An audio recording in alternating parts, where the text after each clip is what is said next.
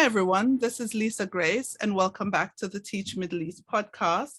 Today, we are talking about what a mentally well school should look like. So we are unpacking the characteristics of a mentally well school with my guest, Ava Shabnum Hasan, and she is going to be helping us all understand how we can help our schools here in the Middle East and further afield to become more mentally well. Welcome, Ava. Hello, Lisa. How are you? I'm very, very good. It's so lovely Good. to have you. Likewise. Please introduce yourself to us. So I qualified as a teacher in 2001. That was from Hertfordshire University. And then I then worked in schools in the state sector and the independent sector, both in England and then internationally. So including Harrow International School in Bangkok. I then, when was it? It was around 2014. I went back to England after a few years internationally. And then in England, I got into special educational needs. Before that, I had been a more general class teacher in primary. So then got into special educational needs, worked in a special educational needs school for 1 year in London, also did other SEN work in schools. And it culminated in becoming a special educational needs coordinator in a school in London. And then I went back to Southeast Asia and did a special educational needs coordinator role in a school there, in an international school. So I was also senior leader in both of those schools. So then I finished working in schools in 2019 to set up mentally well schools, which is the main thing that I now do. And it's a collaboration with a psychotherapist, Daryl Christie, who specializes in adolescent and adult mental health. So we provide programs and CPD training, and also quite a lot of free resources for schools to improve both student and staff mental well-being. And I've also just started an associate lecturer role on the Masters in Mental Health and Wellbeing in Education at Buckinghamshire New University. That sounds great. It sounds like a busy schedule, right? Yeah, it is quite, yes. It's quite full on. Now, we here in the Middle East have just we haven't come out of the COVID pandemic, no, but schools are back in session. People are face to face with the students and have been since the latter part of the previous academic year. So we'd say we're kind of in a better position than many countries globally. But before even the pandemic, there's just been such a massive need to understand mental well-being and mental wellness. And we want to start from the very basic. What should a mentally well school look like? But before we even go there, what does a mentally unwell school look like?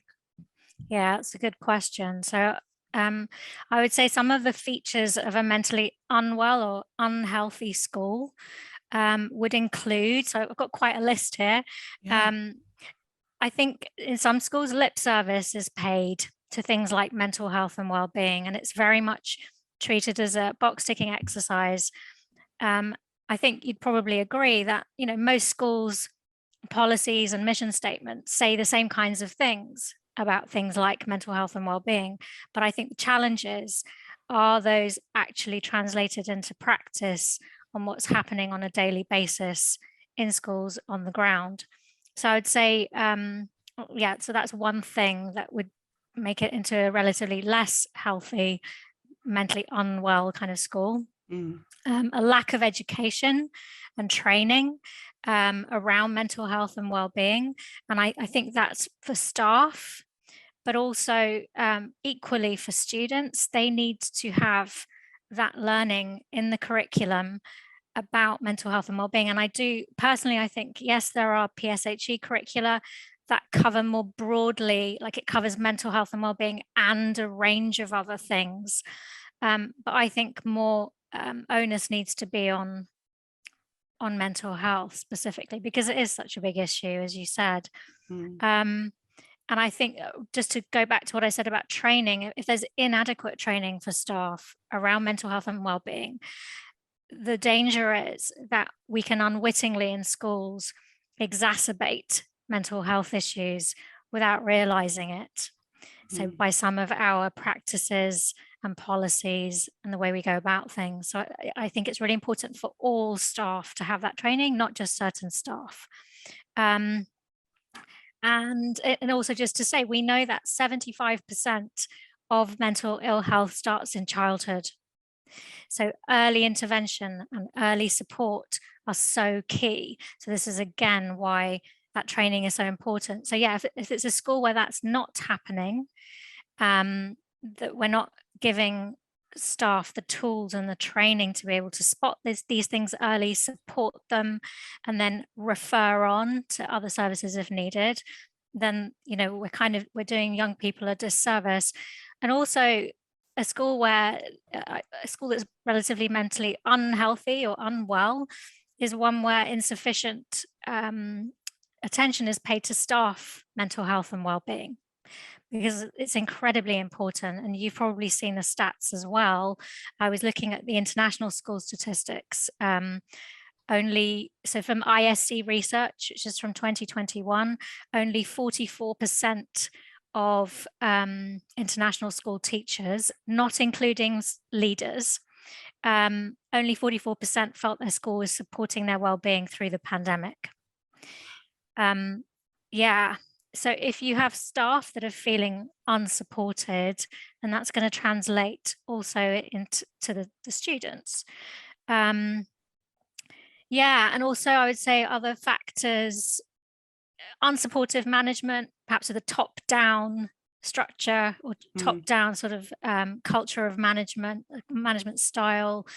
Some management, I still come across it now, who don't see the value in prioritizing mental health and well-being.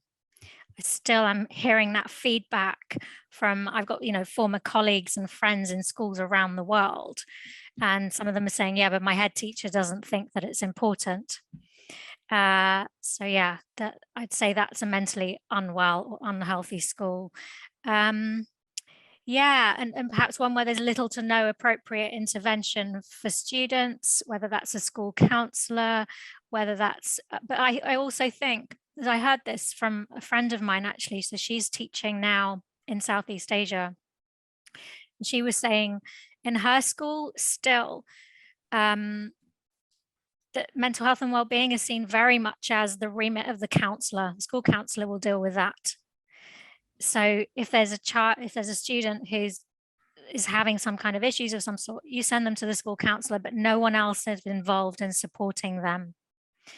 And so I think that is also another perhaps hallmark of a less healthy school environment. Yeah, I think you've touched on some really, really key issues, and these are the root causes. And like any kind of illness or disease, how do they manifest in the school body, do you think? All those kinds of things. Yeah.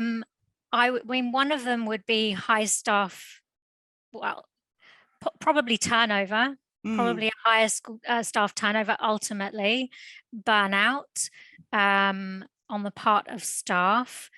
And in terms of students, I would say the thing is with mental ill health of students, sometimes those signs of mental ill health, the really, really overt signs, may not be seen straight away because they can manifest in other ways. It might be, and so this ties in with what I was saying about staff unwittingly exacerbating mental health issues.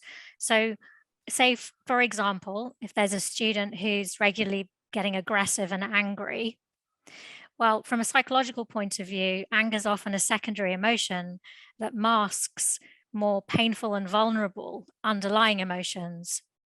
This goes for adults, by the way, as well.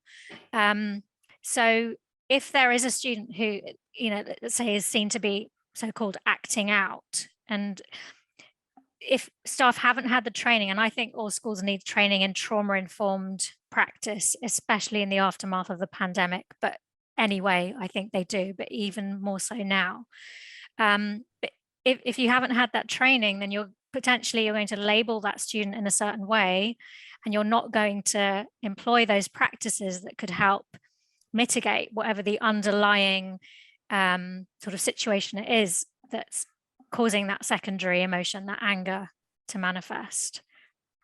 Does that kind of answer your question? Yeah, no, I do get it. So what you're saying in essence is that when it manifests, sometimes it is way down the track. And what we're seeing as a manifestation is after it's gone through several stages. So we might see anger in somebody and interpret it as such, when really they've been mentally unwell for a very long time. This is just the second stage of where they are. It could be that, yeah. And it may not be even that it's been a long time. It could be that, let's say at the moment, let's take the pandemic. Perhaps if there's a child or a young person in a school who is psychologically has been affected by that, perhaps, there's things that, who knows, there's all manner of ways in which it could be affecting us. Perhaps, parents are talking about it. Perhaps their parents are impacted economically, financially or otherwise. Perhaps a relative's died. Sometimes we just don't know all the myriad of ways in which it could be affecting the child. And this goes for staff as well. We don't know how it could be affecting colleagues. But so, yeah, sometimes even if it hasn't been kind of festering for a long time, sometimes anger, for example, it's a classic secondary emotion where it's almost easier to just flip to anger rather than sort of psychologically the mind actually engaging with what's beneath that, which might be sadness, fear, anxiety, depression, all manner of other things. So yeah, these are just some of the ways in which if in that kind of mentally unwell or unhealthy environment, these things can then just get worse and worse, because the way that the danger is that then the way you're going to treat that student is just going to exacerbate the underlying emotions and trauma that they're feeling, and the problematic behaviors are probably going to get worse, and their self-esteem is going to plummet. And we also know about the toxic shame cycle. So if they're then, told essentially that, you shouldn't be feeling this way, why are you so angry, and shamed for it, that also can exacerbate the sort of psychological trauma. I get it. I completely get it. I'm now wondering though, at this stage in the game, when so much has been said about the importance of having mentally safe and well environments for people to work and study in, I'm really wondering, are schools really deliberately still neglecting mental health? What's your opinion on that? Or is it that they just lack the expertise in how to help? I think it's partly lack of expertise. Sometimes it's partly lack of money. I know that the pandemic has really financially hit a lot of schools very hard. So for them to perhaps spend the money on training staff in all of this, on sort of perhaps a new curriculum to address some of these issues, it all costs money. So I think there's that as well. Yeah, and I think it's a combination of lack of money, lack of expertise, and sometimes a lack of will. A lack of will. Yeah. So because earlier you said that it's sometimes dependent on who's managing and what their characteristics are. And that will determine how much of a priority mental wellness will be within the schools. What kind of personality traits do you find in the leaders who prioritize mental wellness? So I know a few. I'm very lucky actually that obviously with the work I do get to meet some head teachers who are doing amazing things. In fact, I was messaging one earlier today, and her school won an award in England actually. So it's things like, I'm trying to think what they implemented. So they've implemented policies around reducing teacher workload. So for example, so one of the schools, every Friday afternoon is planning time. And I believe that teachers can go home if they want as well. So the children are dismissed early. So this is one of, a whole raft of measures that they've brought in. And also reduction in marking. So that sort of marking policy reflects that. yeah, all kinds of similar initiatives really around that. And what kind of leader is that Oh, sorry. principal? You know, what Very, personality trait do you see there? very compassionate, I would say, and having a lot of empathy. Mhm. I'm thinking of two head teachers in particular who I know quite well. And yeah, just very caring, also very, they're strong leaders and they provide strong leadership, but it's not a top-down approach. So I think they are confident and kind of sure enough within themselves that they're able to listen to different views Right.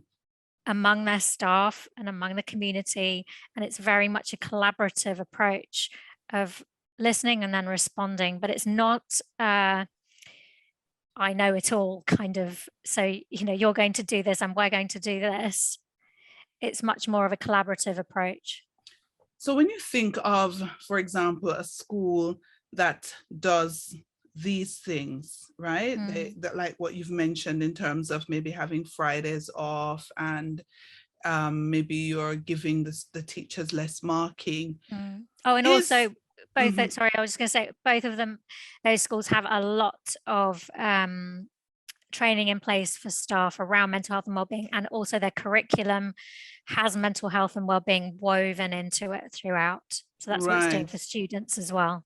Okay, okay, because I think you've answered my question, because I was Okay. going to ask you, is it Yeah. just about reducing the workload? No. You know, and the reason I asked that, because let me just be honest, and my listeners know me for my honesty.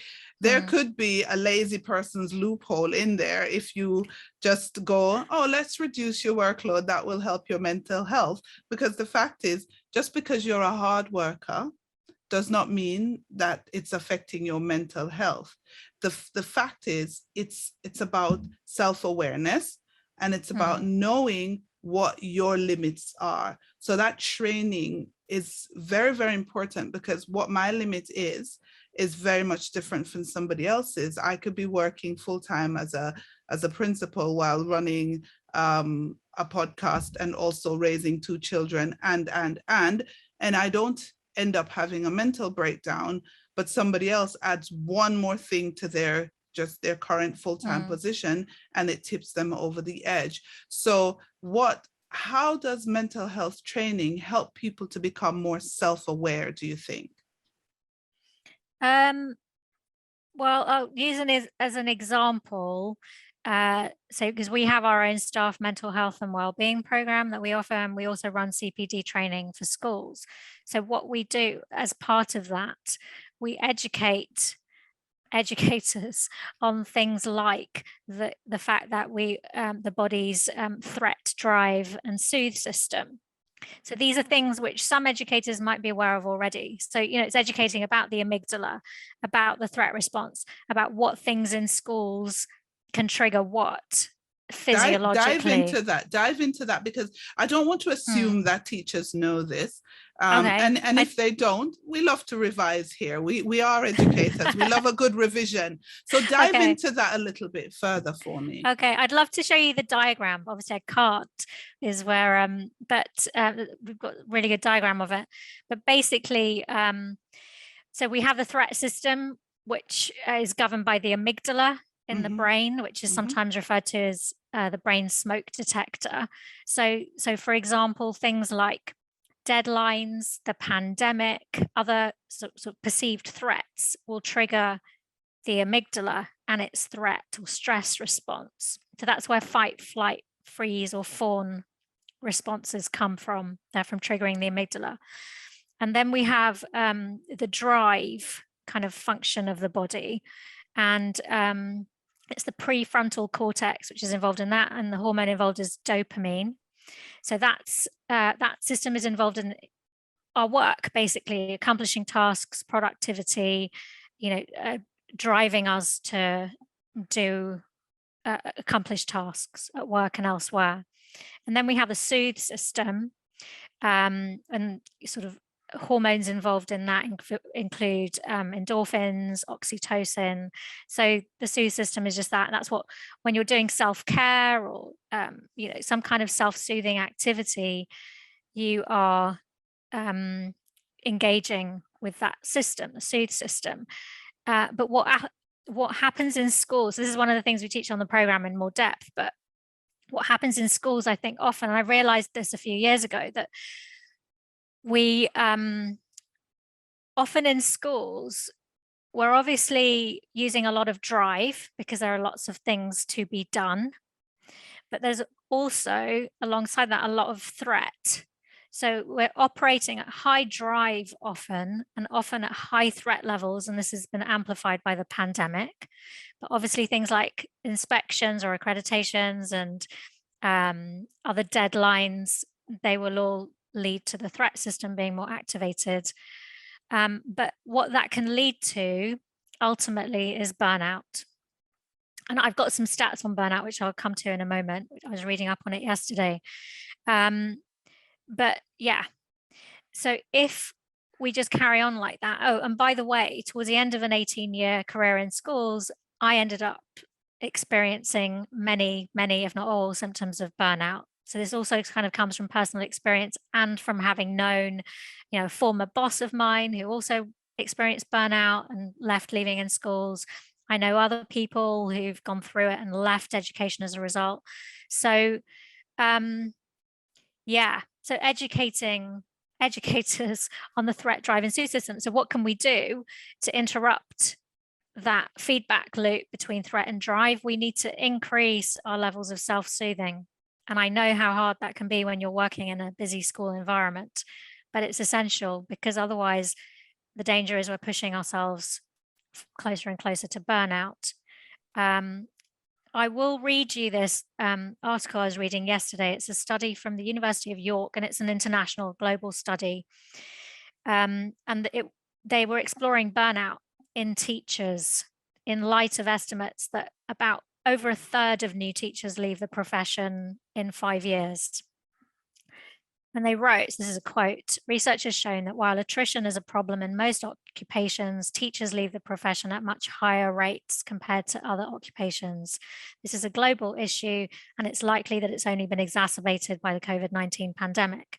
Protecting teachers from burnout should be central to international policy aimed at reducing teacher turnover.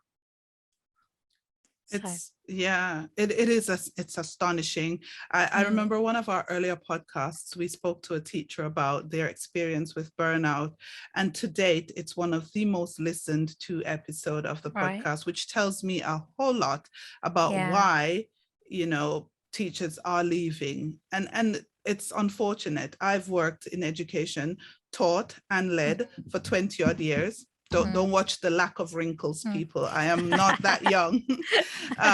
For 22 years. And so I know, but I didn't get to burnout, but I got to a stage where I was tired. And that happened after I had my own kids. So I'm not quite sure whether it was the profession or just having to juggle my own family and the profession that really caused me to start feeling exhausted. But what I wanted to dig a little bit deeper with you is, we did look at the characteristics of unwell schools. But what are some of the characteristics of a mentally well school? Because that would then help us to gauge our own schools, and the leaders and teachers that are listening to us will go tick, tick, tick, cross. My school has this. Oops, it doesn't have that. What are some of those characteristics? So I think a culture of genuine recognition that mental health is just as important as physical health, and that developing skills around emotional and mental health and well-being and taking care of those is just as important as any academic skills and knowledge. And so that means, for example, not pushing PSHE or that side of the curriculum. I know what happens. I hear about it, especially from schools in England, but we have member schools around the world. If the onus is so much on, say, English and maths and the other sort of academic subjects and catch up and all of that, that the danger is this essential learning just gets pushed off the curriculum and doesn't really happen. So definitely prioritizing those. A genuine culture of compassion for anyone who's experiencing mental ill health or distress. and a recognition that it could happen to any of us, and challenging the stigma, whether that's, students who are experiencing mental health, whether it's colleagues who are, so having that kind of culture in place. As I've already said, training and ongoing education for both pupils and staff about mental health and well-being, about regulating emotions, and about how the brain and the sort of our physiology work. And teaching them so that they learn evidence-based skills and strategies to manage and regulate stress and regulate emotions. And on the training front, I would say, training that I would personally recommend is around trauma-informed practice. There's actually, I was going to mention, there's a 1-hour free training online. Maybe I'll give you details of that afterwards, on adverse childhood experiences and childhood trauma. I would also take training on related issues that can affect mental health. So, for example, racism and anti-racism, because they also have an impact on the well-being of students and staff. And a school where safe and supportive relationships are prioritized. And because from a trauma-informed point of view, that's what's most important to help calm the threat response and the amygdala. It's fostering those safe, supportive relationships, and fostering kindness and compassion to other people, but also self-compassion is key. So having a school community where you're actively sort of fostering those values. Also, I think I've already touched on it, but a school-wide PSHE curriculum that would cover mental health and well-being, and then more specialized interventions and support within that. And so that sort of links with the programs that we offer, which specialize on mental health and well-being. Of course, having a school counselor in place, and preferably if that school counselor can also be there for staff to talk to if they need to. But also a recognition that some staff may not want to speak to a counsellor in school or via school, so respecting their wishes on that as well, but perhaps having it as an option for those who may want to take advantage of it. I would say also regular opportunities for students to be able to talk about and express their thoughts and feelings around difficult issues that are going on, whether that's climate change, because we know that's massively impacting, there's climate anxiety on the part of a lot of young people, whether that's racism and things like that, whether that's other things that are happening politically in the world, the pandemic, all these kinds of things. So having opportunities within the curriculum for them to be exploring them, whether it's through words, through journaling and writing, whether it's through drama, whether it's through painting, whatever it might be. But having these ways to express emotions, and because that will all help process challenging thoughts and emotions. And a supportive approach to parents as well, helping also to educate parents on all of this, everything that we've been talking about, so that they can better support their children, and so that they can also better support the school, so that everyone's kind of on the same page about what needs to be done and why. Because I get that sometimes, perhaps this is especially true of some of the schools in the Middle East that you work with, and I've worked in international schools where there's a lot of pressure sometimes from parents and parental expectations that, okay, we want our child to catch up now. We've been in this pandemic for a while, and perhaps there isn't an appreciation of why piling on the pressure academically right now perhaps is not the best idea. So educating parents too, and helping them support their children and support the school and support staff. Yeah. No. You've said quite a bit there, and I hope that our listeners have maybe identified things in their schools that are going well and things that could potentially be improved. But we talked earlier about teacher burnout, and it's such an issue in schools that are not mentally well. You see it in the churn rate with staff. I wonder though, what teachers should look out for in their own lives. How do they identify, oh my God, I think I'm at the point of burnout, or is it something else? What are they looking at? What are some of the symptoms or characteristics of burnout? So some of the characteristics are, really not wanting to go to work and feeling anxiety about going to work. Also insomnia, the chronic insomnia. And we actually have an infographic about it. I wish I had it here right now, but it mentions all the different signs. Also digestive issues. It can affect us, sort of various physical bodily functions as well, including digestive issues. So it may be that we're eating more than we normally would. It may be that we're not eating as much as we normally would. There may be other kind of digestive issues as well. Perhaps just also a feeling of just feeling very jaded and cynical about the job or about aspects of the job, and also not having, not wanting to socialize, or not wanting to socialize anywhere near as one used to, and just feeling exhausted, fatigue nearly all the time. So those are some of the main signs, and various manifestations of anxiety and stress, both sort of physical and so it might be doesn't not none of these are in all cases, but things like panic attacks or feeling very anxious in various situations in school, but essentially not wanting to go in and not being perhaps as productive as one would normally be or as one was before.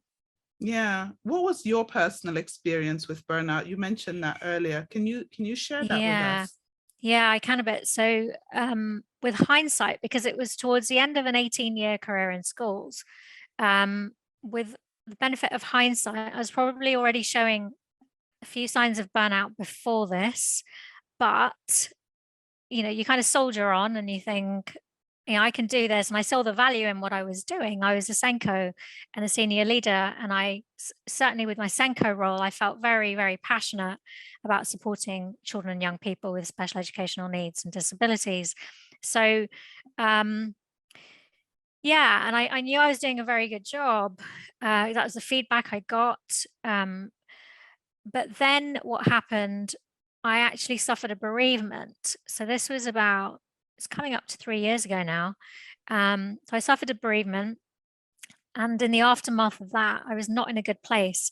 So I was still going into school and doing the job to the best of my ability. But I think that, I know really that the bereavement was kind of the straw that broke the camel's back for me, because I was then grieving.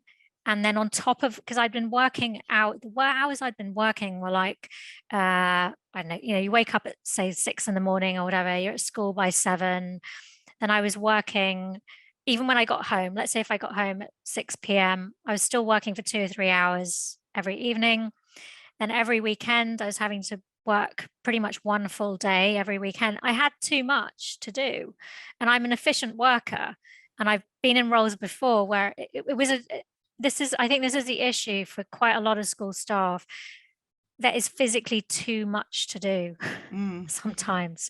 It's not a matter of, okay, you need to manage your time better or something like that. There was too much to do. And I'd had a conversation with my line manager to say, there is too much to do.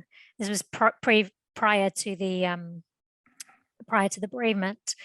And a little bit we were told that there would be this survey that we could all do. The staff wellbeing survey would be coming up soon, and that then things would be put in place. So anyway, I'd already flagged it up to my sort of line manager.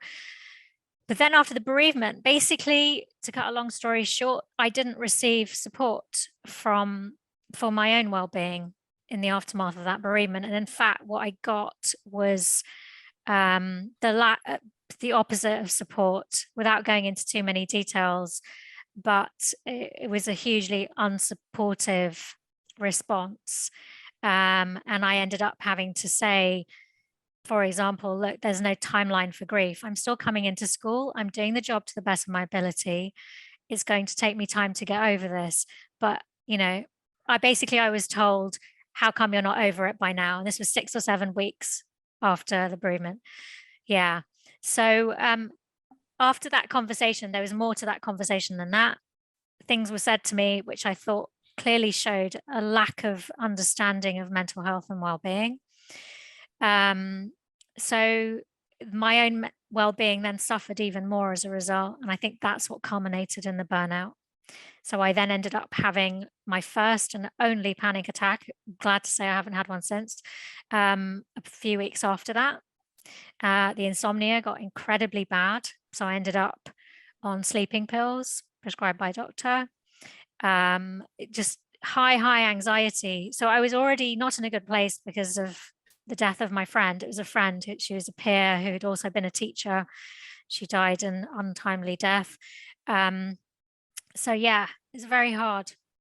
Yeah, I find that sometimes schools can be horrifically uncaring places. It's weird because obviously it's supposed to be teaching young people how to be whole citizens who are empathetic and who will grow up to be kind and caring adults, right? But schools within themselves and between the staff can be quite uncaring. And I'll tell you why. I remember within a previous school that I worked at, there was one teacher who had a real problem, a mental issue. Like she really had issues and it manifested in all sorts of ways. And she ended up one day, I think she came into school drunk. It was just really bad. And having spoken to her, I knew she was having problems sleeping. And I think she ended up drinking a little bit too much so that she could pass out, so she could end up coming in. But then when she came in, she had a hangover. It was just a whole palaver. But anyway, what happened was that head teacher was just cutthroat. If you can't do this job, if you were not meant to be a teacher, you should literally walk away, explore your options. There is no place here for. And to be honest, she was a really good art teacher. She was an art teacher. She was such a good art teacher, creative, just really, you know, those teachers who are like out there thinkers who could get the kids to do some really creative work. She was that type of person. But you know, she had her mental issues, but there was just and that was earlier in my career, I saw no support for her. Like they literally said, you're dead weight, and if you can't manage yourself, we can't manage you off, you know, you need to find somewhere else to go. That is essentially paraphrasing their words to her, but that's essentially what they were saying. So I'm hoping, and this was, I want to say 17 years ago when I think back, and I hope really that schools have changed. But let me ask you, do you think schools have changed? Well, that incident that happened to me was only less than 3 years ago. And then at the same time, someone who she had been my line manager at a different school, an international school. And she, by this point, was a principal of, I think, the lower or middle school of another international school. I won't give any identifying details, but she was going through a similar thing. So she was basically being bullied by her head of school, overall head of school, at the same time as I was going through what I was going through, which, so I would say it's still happening. Unfortunately, I hope that there's more awareness about it now. And in fact, we're going to be doing a post, I think next week, about toxic work environments, because I don't think it gets talked about enough within education. And I think the fact is it does happen sometimes, and just as it does in all workplaces. But I think it's especially sad because, as you say, really, as educators, we're supposed to be role models. And if we can't model being compassionate towards our colleagues, then what hope do we really have of teaching the children? Because I think on some level, children can see through it if you're not entirely authentic in, you know, you're telling them one thing, but you're doing another. Yeah, I mean, children will tell you, though, they'll say you're a hypocrite because you're not doing that. But you know what I find disheartening? I find head teachers who are bullies heartbreaking. I can't say any other way. I find it heartbreaking. And the reason is we are meant to be stamping out bullying as head teachers. We're meant to be making sure that our schools are bully-free zones. But we're the bullies? Like, how do you even wrap your head around that? It's very, very sad. It's very sad. And I have sort of theories on it. I don't know how correct I am, but, I talked to some of my friends who are still teachers. And, like one of my friends, for example, she wonders if, some of the people who are working internationally, perhaps they've been working internationally for a long time. So let's say primarily because I'm British, let's say they left the UK, I don't know, a couple of decades ago or maybe longer. But perhaps they have a certain mindset that isn't very up to date, say, with current thinking in education, and not just in education, just so they've got maybe still quite an archaic mindset. That's not to say people can't sometimes get up to speed with current thinking, but sometimes I think perhaps this is where I come back to, maybe there isn't a will to really affect meaningful change because they're quite happy with the status quo. Yeah, you're right. I think it has to be a lack of will, because it certainly is not a lack of knowledge or access to knowledge, because the world is such that if you want to know, you can know.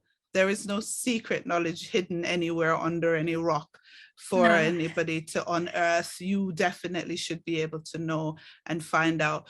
A school wants to know, where do you direct them? What programs? And we don't want to only do paid programs. We want to talk about resources in general. Sure. What resources would you direct them to? So I mentioned earlier, this is not one of ours, so this isn't a blatant plug, but about trauma-informed practice. So we do offer, and we're not the only ones, but we offer training on CPD training on trauma-informed practice, but also for schools, especially if they don't have the budget, but also all staff can do this online 1 hour training. So I will give you, where have I got it written down? It's called ACEs, which is Adverse Childhood Experiences. Is it ACEs online? I've got it written somewhere. 1 second. Here we go. Always put it in the show notes as well. Yeah, please. I'll send it to you. So it's acesonlinelearning.com. So it's actually a joint effort between Public Health England and Bernardo's charity and a few others. But it's and it's not perfect, but it's a good introduction to the potential effects of childhood adversity and trauma on children and young people and adults. So it's not just for schools. It's for anyone sort of in society at large, but it's a good introduction to some of what I've been talking about, and that's free online, so anyone can access it anywhere in the world. Also, we have free resources on our website. We add to them regularly. So we've got packs, like a teacher wellbeing resource pack. We've got someone just downloaded today the sleep, exercise and diet, that's for students, a stress awareness pack, and that's got resources for students and staff. So we've got quite a lot of free resources, most of which are taken from the paid programs. So yeah. And we can learn more from your website. And what's your website then? Okay, it's mentallywellschools.co.uk. Okay. And in terms of your outlook, right? So we're going into our final thoughts of this podcast, but in terms of your outlook, where do you see us going in terms of developing more mentally well schools? Do you have hope? What hope do you have? I do have hope. I have to keep my hope alive, because at times, and I'm coming more from a UK angle, and I'm very aware of what's going on in the UK right now, and I don't feel it's a particularly rosy picture in terms of mental health and well-being there. But I hope that if there's, and I'm just one person, but there are many more people working in a similar field of, education and sort of mental health, who are all saying very similar things, that we need to be raising the profile of mental health and well-being across the board.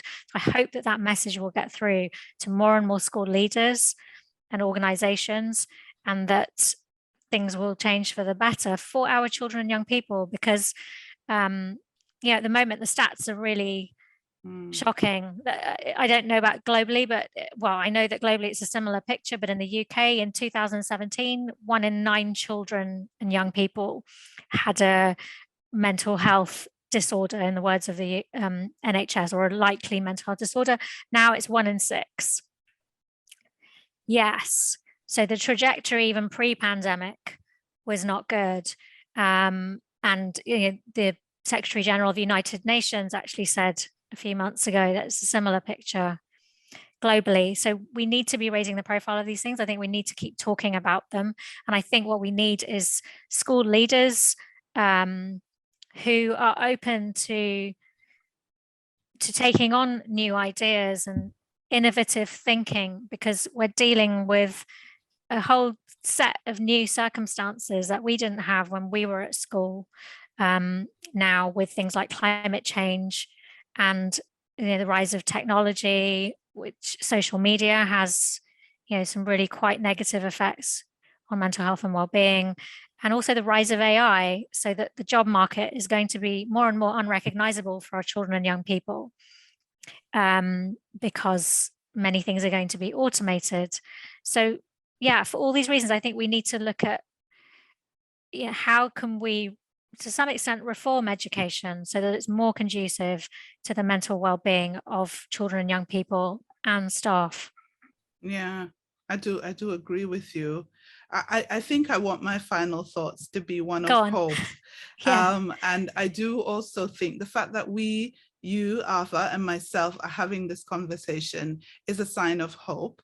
You and I, total strangers yesterday, have sat and talked about this issue today, which means that more conversations can be had.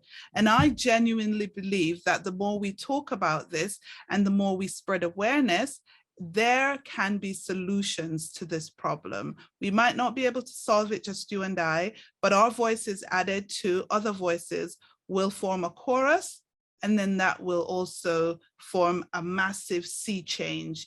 So here's to us adding our voices to developing and nurturing mentally well schools. Thank you so much for being my guest. Thank you so much, Lisa. It's been a pleasure.